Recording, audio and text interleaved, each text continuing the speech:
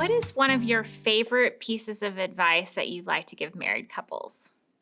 Yeah, one fun piece of advice, Allison, that I often give is what I call killing spiders.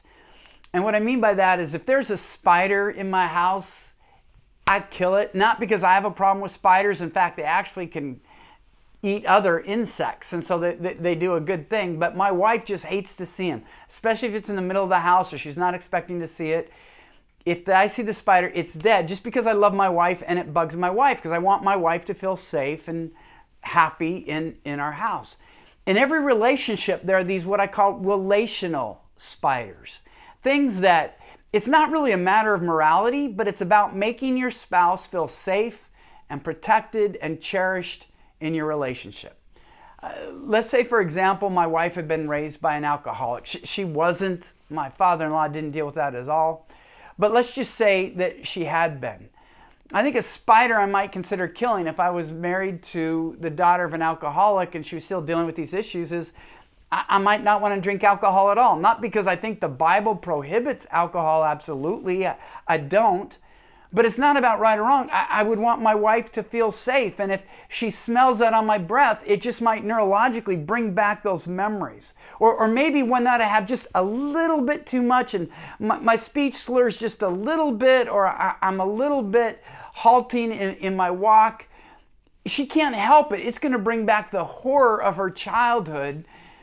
And I don't want her to do that. I don't want there to be anything about me or what I do that might make her feel threatened. Or let's say we were on our second marriage. We're not, very much on our first. But let's say her first marriage was wrecked by video gaming. Her husband just ignored her. That might be a good spider to kill, because I could just imagine in the second marriage, she says, "Hey honey, I'm about ready to come to bed." I said, "Yeah, I'll be there in 15 minutes. And then get a little bit too lost in the game. Suddenly 90 minutes go by and I go up and she's already asleep. And I could just think, she said, "This has wrecked my first marriage and now I'm going to experience the same thing in my second marriage." I said, I don't want her to have to deal with that.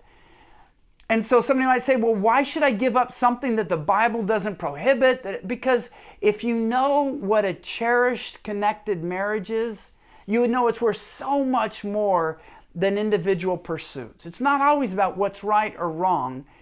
It's about what makes your spouse feel cherished. My youngest daughter was in 3 car accidents on the freeway before she was 23, and none of them were her fault. It wasn't that she wasn't being a careful driver. All the times it was the other drivers.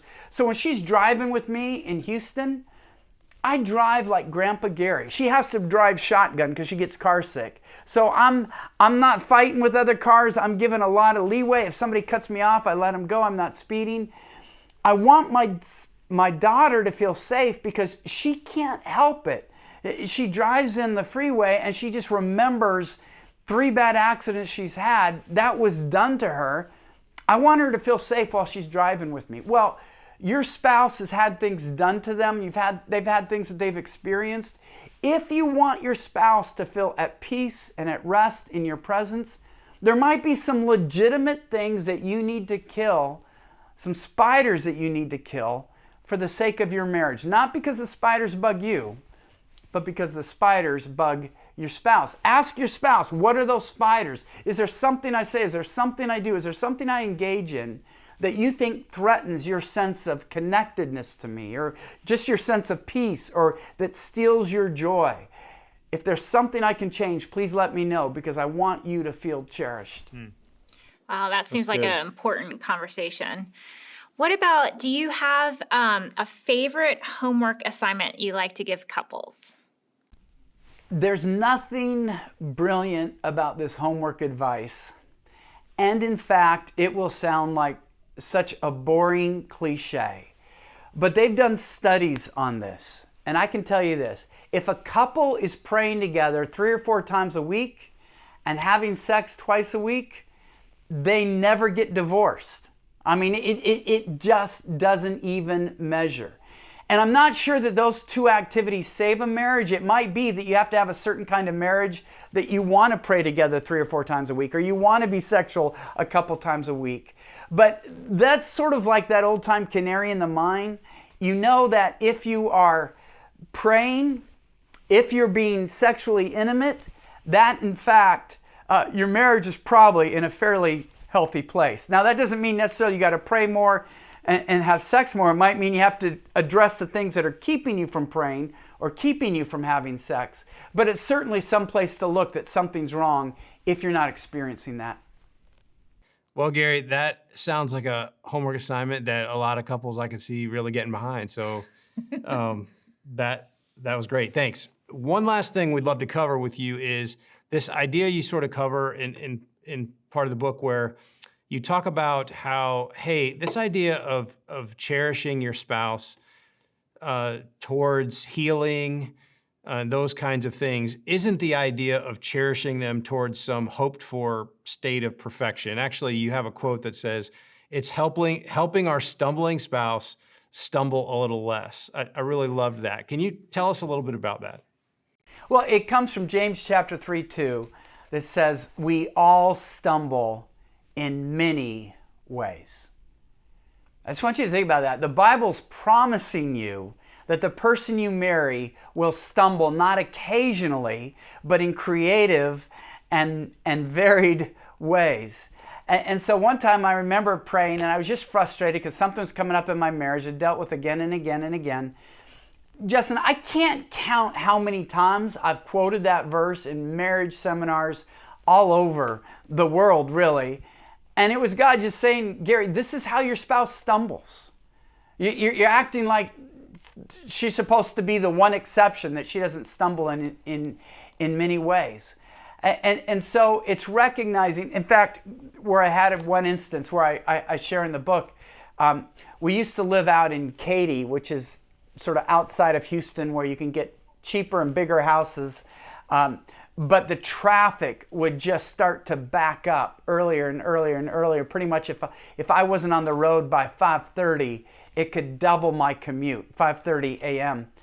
So one morning I got up and I was running around and I was ready to go out the door and I couldn't find my car keys.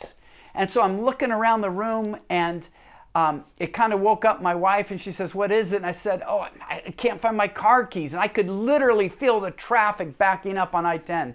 And I said, oh, I'm so sorry. I couldn't find my car keys last night, so I had to borrow yours. I said, oh, okay, well, do you know where you put them? She goes, I probably put them in my purse.